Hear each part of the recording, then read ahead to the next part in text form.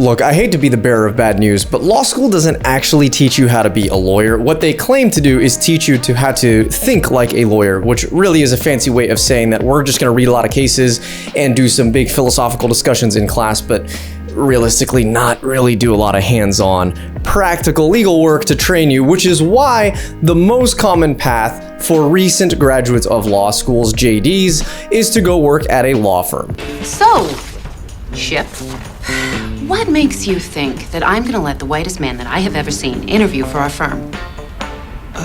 Because I have an appointment. And the size of the law firm doesn't really matter here. At the top schools, it'll probably be a big law firm because they make a lot of money at big law firms and big law firms have a lot of good training.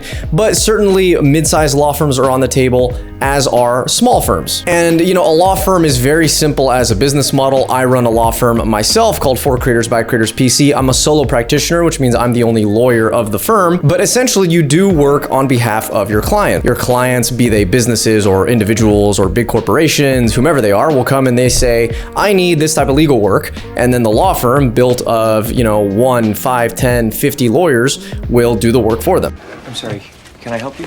Actually, I think I'm here to help you. I'm Avery Tolar, your designated mentor. Let's go to lunch. Lunch? But it's not even... Not even noon, I know. It'll be a working lunch. Come on up to my office while I drop this off. Everything depends on billing. How many hours you spend even thinking about a client. I don't care if you're stuck in traffic or shaving. And as you can imagine, sometimes the work is a lot more complicated that it requires the senior lawyers to do, and sometimes it's simple enough that the junior lawyers can do it. And that's why it's really common for JDs who are recently graduated to go to a law firm, because when they're a junior associate in the hierarchy of a law firm, that's where they get the hands-on training to figure out what it actually is to practice law and start developing the judgment and expertise that they need to become a full-fledged lawyer who can, for example, go out on their own like I did and start their own firm, or maybe just do something else in the law, like go in-house at a company or government work, etc., etc. Here's what's going to happen. I am going to have to fix you, manage you on a more personal scale, a more micro form of management. Jim, what is that called? Microagement? So going to a law firm is definitely the most common path for graduates of law school right afterwards. Although it's less common, working in government after law school is an option too. Sometimes people will work as a staff attorney, for example, at a federal commission like the Securities and Exchange Commission, or maybe they'll move back to their hometown and they'll become the attorney for the city, or maybe they'll be a staff attorney with the IRS, right? There are so many government agencies and committees and commissions out there that offer jobs in the law, and some of them are at the junior level. So sometimes people at a law school decide to go the government route, and the benefits of government route are typically it's really stable, the hours are more chill, you have a really good pension, and if you're interested in government and policy, then there's no better place to be, because this is going to give you the hands-on exposure and direct experience with working in government and the legal system that it may be. So if you want to maybe go into politics down the line, I think that that's a natural fit as well. But the pay usually not going to be very good, although the healthcare benefits I've heard are stellar. Then there's going in-house, which basically means that you're going to be working at a company full-time as the company's lawyer, rather than servicing multiple different companies and clients like you would do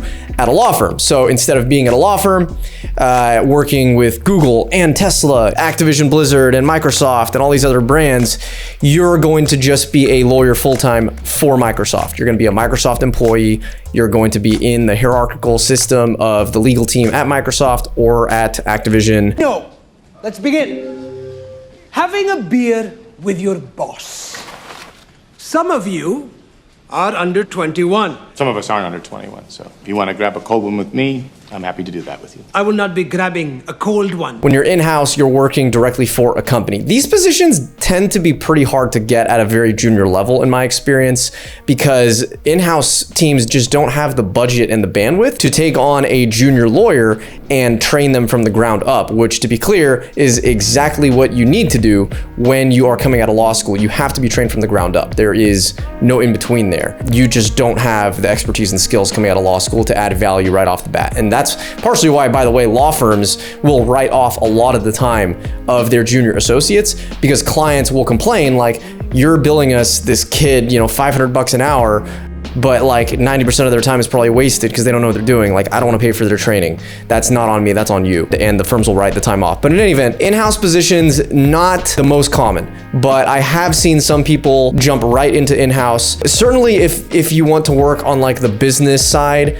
of a company rather than the legal, I've seen plenty of my former classmates from law school who went and basically did hybrid positions where they interfaced with the business side and the legal side. And oftentimes those companies that they worked at were startup companies, earlier stages, but still pretty interesting path. And I think it's definitely possible, by the way, if you go in-house to then revert and go to a law firm later. I've had people in my network who've done that too. And it kind of just depends on like what your preference is. Do you like working in-house where the hours tend to be better and the pay is pretty consistent, although the upward mobility is pretty limited. You're not gonna like get a promotion very often because usually there aren't that many positions in these companies and in these teams. And so the only way you get promoted is if somebody above you leaves. Whereas in a law firm setting, you pretty much get promoted every year because you get more and more senior, and typically your salary will go up every single year, as will your bonus, although obviously it depends on your firm.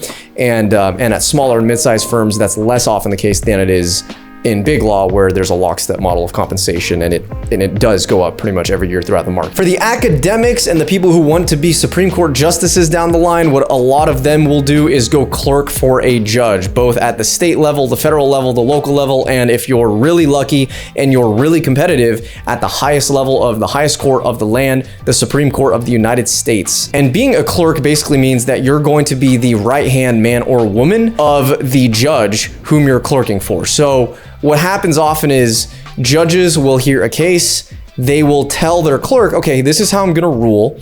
You need to figure out and do all the research to actually justify this legal decision, which means you need to look at the facts of this case. You need to look at the plaintiff, the defendant's briefs. You need to go and research all of the prior case precedent and case law. And you need to come up with the first draft of my opinion. And then I'm gonna review the opinion. We're gonna go back and forth, and eventually it's gonna be finalized and published as a decision. So being a clerk is a really excellent way to gain direct exposure and experience into what it's like to be a judge. In fact, most of the highest level federal judges of the Circuit Court of Appeals systems in the United States, and of course the Supreme Court, most of these folks did clerkships early on in their career. Many of them do it right after law school, because that's typically the time that for the most competitive clerkships you want to apply, is fresh out. And if you're interested in, going down that route, what I'd recommend is you got to go to the best school possible, and you got to get really good grades, and you got to serve on law review. It's very much an academic focused competition to get these top clerkship spots. You're not paid great as a clerk, and depending on the judge that you have, it can actually be pretty intense. I had a buddy of mine who clerked in San Francisco for a Circuit Court of Appeals judge, and they were working like 80 hours a week, pretty much the same as what I was working in big law, but they were getting paid like a third of what I was getting paid. So just because it's technically government side and it's usually only 1 year clerkships are, that doesn't mean that they're not intense. They definitely can be. Nonprofits or NGOs. Okay, so we talked about in-house earlier.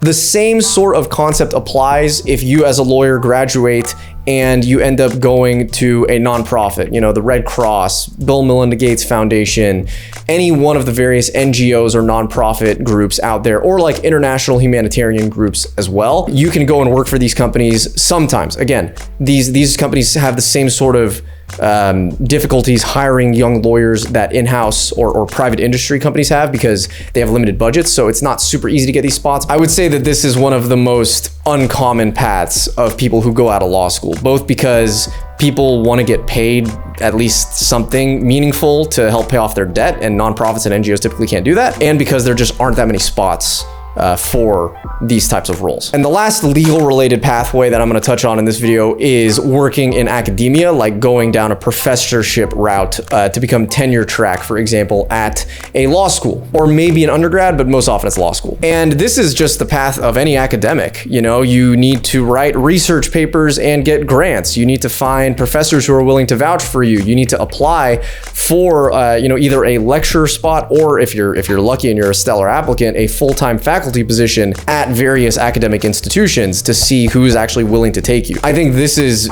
just as rare as a path as working for NGOs or nonprofits. And if you do want to go that route, having clerkships and work experience will be tremendously helpful in getting there. Whereas just graduating from law school and trying to do it, I think it's going to be really tough, and you may be limited by virtue of the level of institutions that are willing to hire you on. You know, it's not going to be the Harvards or the Yales.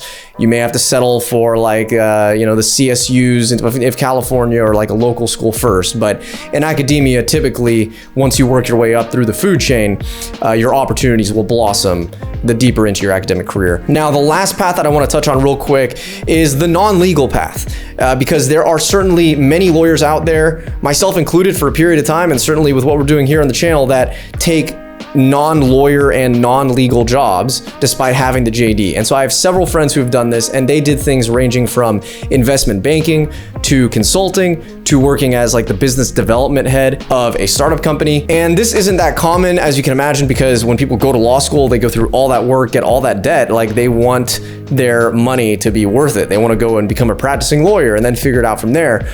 But a lot of the times, business and legal analysis, they have a lot in common. And JDs, I think one of the best things about the degree is that it gives you that versatility, that you can work on the business side, but then later on, maybe you decide you want to do legal stuff again. You go back to the legal side, and then, oh, you know what? I'm feeling business again. I'm gonna go back to the business side.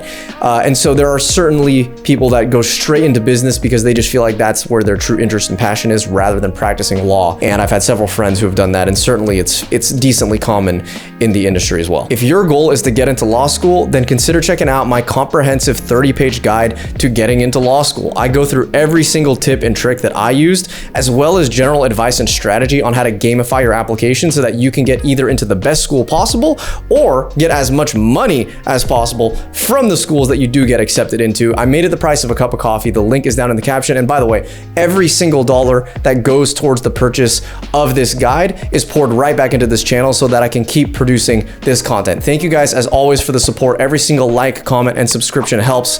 Be well wherever you are. Take care, and I hope you have a wonderful day ahead.